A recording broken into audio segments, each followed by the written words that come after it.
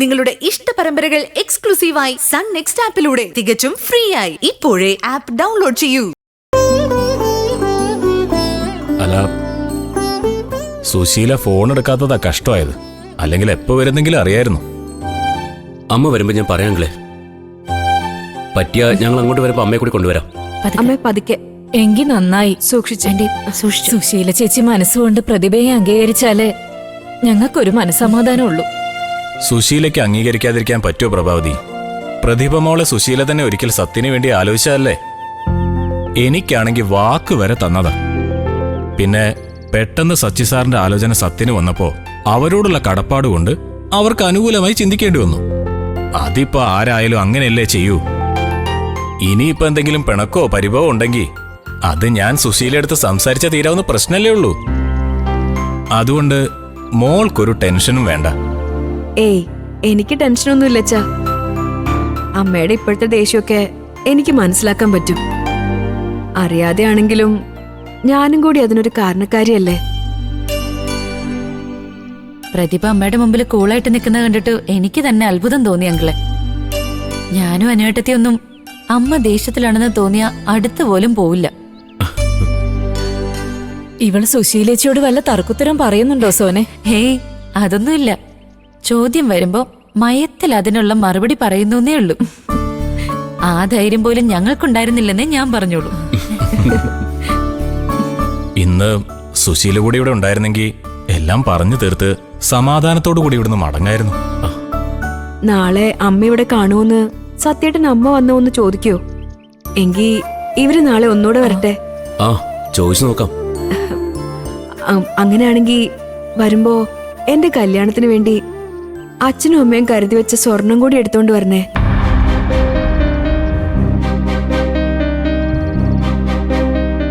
പെട്ടെന്നൊരു സാഹചര്യത്തില് സത്യേട്ടൻ എന്റെ കഴുത്തില് താലി കെട്ടിന്ന് വെച്ച് എനിക്ക് കിട്ടേണ്ട സ്വർണം ഞാൻ വേണ്ടെന്നൊന്നും വെക്കില്ല. അത് കൊണ്ടുവന്ന് ഇവിടെ ഏൽപ്പിക്കണം. പ്രതിഭ എന്താ ഇത്? നിന്നോടിപ്പോ ഇവിടുന്ന് ആരെങ്കിലും സ്വർണത്തെ പറ്റി ചോദിച്ചോ? ചോദിക്കുന്ന എന്തിനാ സത്യേട്ടാ? കണ്ടറിഞ്ഞ് ചെയ്യാനുള്ള കടമ എന്റെ അച്ഛനും അമ്മയ്ക്കും ഇല്ലേ? ഞാൻ വിചാരിച്ചത് അച്ഛനും അമ്മയും അതുമായിട്ടായിരിക്കും വരുന്നേന്നാ. മോളെ, അത് ഒരിക്കലും ഞങ്ങൾ ചെയ്യാതിരിക്കൂ. ഇന്ന് തന്നെ അതൊക്കെ എടുത്തോണ്ട് വന്ന് ഒരു കടം വീട്ടൽ പോലെ ആയിപ്പോകില്ലേ എന്ന് വിചാരിച്ചിട്ടാ. അതാ സത്യ. അത് മാത്രമല്ല, എനിക്ക് എത്രയും പെട്ടെന്ന് മോളെ കാണുമെന്ന് പറഞ്ഞതുകൊണ്ട് സുധേട്ടന് വേറൊന്നും ആലോചിക്കാൻ സമയം കിട്ടിയില്ല. അതാ, വേണമെങ്കിൽ ഇപ്പൊ തന്നെ ഞങ്ങൾ അത് എടുത്തുകൊണ്ട് തരാം. അതിന്റെ ഒന്നും ആവശ്യമില്ല ആന്റി. പ്രതിഭ ചിലപ്പോ അമ്മ എങ്ങാനും സ്വർണം ചോദിച്ചാലെന്നുള്ള പേടി കൊണ്ട് പറഞ്ഞതായിരിക്കും. നിങ്ങളിപ്പോ അതിനെ ധൃതി പിടിച്ച് ഒന്നും ചെയ്യണ്ട. നീ എന്തിനാ പ്രതിഭ ഞങ്ങളുടെ മുമ്പിൽ വെച്ച് ഇവരെങ്ങനെ സങ്കടപ്പെടുത്തിയത്? അയ്യോ മോനെ, അവളോട് ദേഷ്യപ്പെടുന്നു വേണ്ട. അവള് ഞങ്ങളെ ഒന്ന് ഓർമ്മിപ്പിച്ചെന്നേ ഉള്ളൂ. അല്ലാതെ വേറൊന്നും അല്ലല്ലോ. ഞങ്ങള് നാളെ തന്നെ അതുമായിട്ട് വന്നോളാം. മോള് വിഷമിക്കണ്ട കേട്ടോ. അച്ഛൻ അതൊന്നും തൊട്ടിട്ടില്ല. നിനക്ക് വേണ്ടി വാങ്ങി വെച്ചതൊക്കെ അതുപോലെ അവിടെ ഇരിപ്പുണ്ട്. നാളെ തന്നെ ഞങ്ങളത് കൊണ്ടുവരാം. എന്നാ ഞങ്ങളങ്ങ് ഇറങ്ങിക്കോട്ടെ. പ്രഭാവതി, പോവാം. വാ, പോയിട്ട് വരാം സത്യം. ശരി ആന്റി. മോളെ സോനെ, ഇവള് ഞങ്ങളോട് ഇതുപോലുള്ള പിടിവാശിയൊക്കെ കാണിക്കത്തുള്ളൂ. പക്ഷേ സ്നേഹമുള്ളവളാ, പാവ. എന്റെ മോളെ നോക്കിക്കോണേ. ആന്റി ഒന്നുകൊണ്ടും വിഷമിക്കണ്ട. പ്രതിഭയ്ക്ക് ഇവിടെ ഒരു വിഷമം ഉണ്ടാവില്ല. ശരി, എന്നാ പോയിട്ട് വരാം. വരട്ടെ മോളെ. അമ്മ കാലൊന്നൂടെ നേരെ ഒന്നര സൂക്ഷിക്കണേ. സൂക്ഷിച്ചോളൂ. അച്ഛാ, അമ്മയെ സൂക്ഷിച്ചുകൊണ്ടോണേ. ശരി മോളെ, വാ. ശരി, പോയിട്ടോ. ഇറങ്ങട്ടെ. ശരി.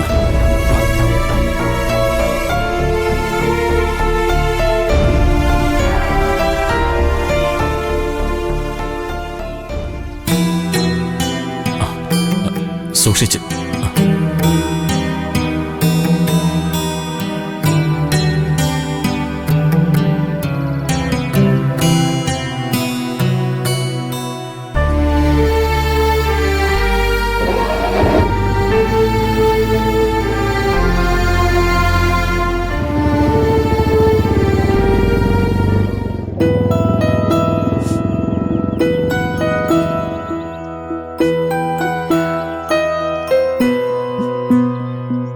പ്രതിഭേ,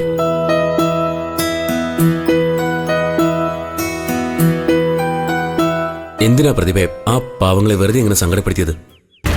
അച്ഛന് കുറെ ബാധ്യതകളൊക്കെ ഉള്ളതാ സത്യേട്ടാ. നമ്മൾ ചോദിച്ചില്ലെങ്കിൽ അച്ഛൻ അതൊക്കെ എടുത്ത് കൊടുക്കാനുള്ളവർക്കൊക്കെ കൊടുത്തു കളയും. കല്യാണം കഴിഞ്ഞ് വേറൊരു വീട്ടിലേക്ക് വരുമ്പോ ഏത് പെണ്ണിന്റെ കയ്യിലും എന്തെങ്കിലുമൊക്കെ വേണം. എങ്കിലേ ഏത് വീട്ടിലായാലും അവൾക്കൊരു വിലയൊക്കെ ഉണ്ടാവും. അതെ ഞാൻ എൻ്റെ അച്ഛനോടും അമ്മയോടും ചോദിച്ചുള്ളൂ.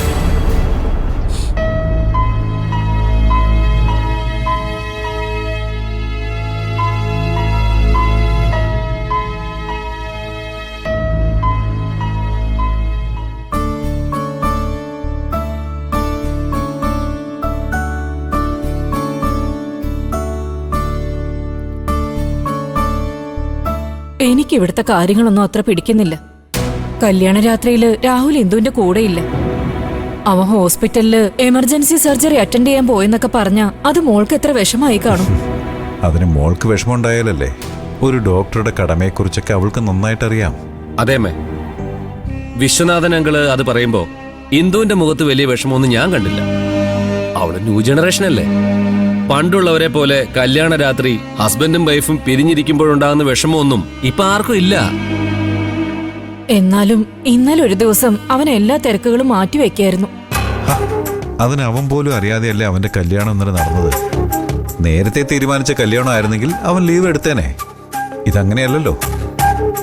ഇനിയിപ്പോ അങ്ങനെയാണെങ്കിലും ഒരു ജീവൻ രക്ഷിക്കേണ്ട കാര്യം വന്നാ എത്തിക്സ് നോക്കുന്ന ഡോക്ടർ പോയേ പറ്റൂ.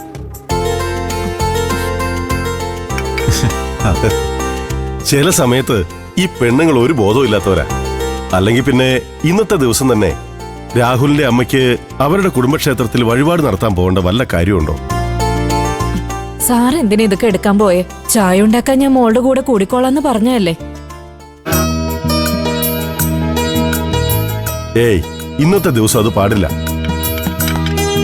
മകളെ കല്യാണം കഴിപ്പിച്ച് അയച്ച വീട്ടിലേക്ക് ആദ്യം വരുന്നതല്ലേ. സാവിത്രി ഈ ചായ കുടിച്ച ശേഷം വേണമെങ്കിൽ കിച്ചണിൽ കയറി എന്തും ചെയ്തോ, ഒരു കുഴപ്പമില്ല.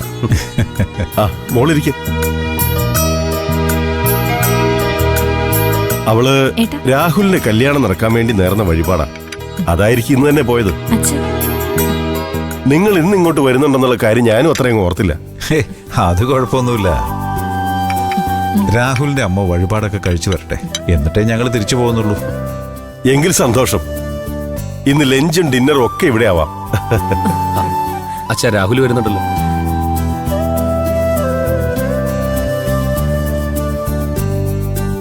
നീ റെഡിയാവാന്ന് മോള് പറഞ്ഞു. സർജറി കഴിഞ്ഞ് കാലത്താ വന്ന് കിടന്നല്ലേ?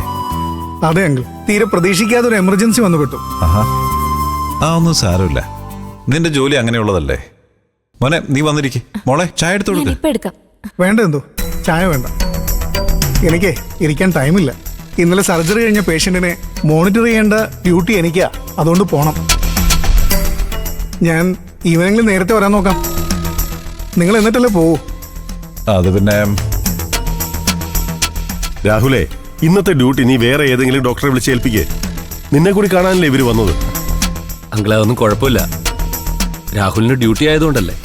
ഞങ്ങള് രാഹുൽ തിരിച്ചു വരുന്നത് വരെ ഇവിടെ വെയിറ്റ് ചെയ്തോളാം. അതുപോലെ ഞാൻ അറ്റൻഡ് ചെയ്ത സർജറി ആയതുകൊണ്ടാ. വേറൊരാളെ ഏൽപ്പിക്കണമെങ്കിലും നേരിട്ട് പോയി കേസ് ഹാൻഡ് ഓവർ ചെയ്യണം. ആ ശരി രാഹുൽ, കുഴപ്പമില്ല.